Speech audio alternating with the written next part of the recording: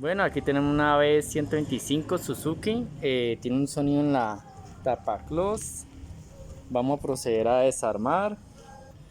Bueno, ahí vamos a proceder a bajar la tapa close. Bueno, el sonido es este, vea, está totalmente flojo, ¿ya? Entonces vamos a proceder a hacer el ajuste de la moto porque ella empieza con este movimiento. Estando flojo empieza a sonar feo. Entonces, ¿qué tenemos que hacer? Buscar una arandela que quede precisa acá, pero que no coja los dos pasadores que ven ahí, para que ella tenga este movimiento. Si coge la arandela, aprieta, queda muy ajustada.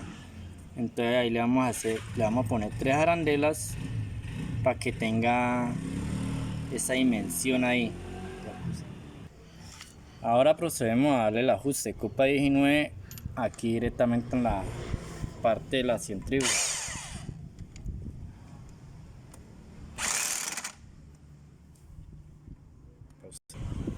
Ahí quedó demasiado ajustada. La moto, digamos, prende, pero no quedaría, digamos, prácticamente arranca de una. Entonces ahí vamos a aflojarla.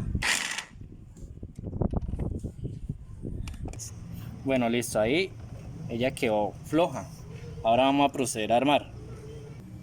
Por esta floja la centrífuga se estaba comiendo la parte de la araña. Pausa. Cuando pasa eso hay que limpiar bien las piezas. ¿Por qué? Porque lo que es la limalla se le mete en las partes de la balinera, el cigüeñal y daña las piezas. Listo, para que estén pendientes ahí. Listo, ahí ya está armada, vamos a prenderla.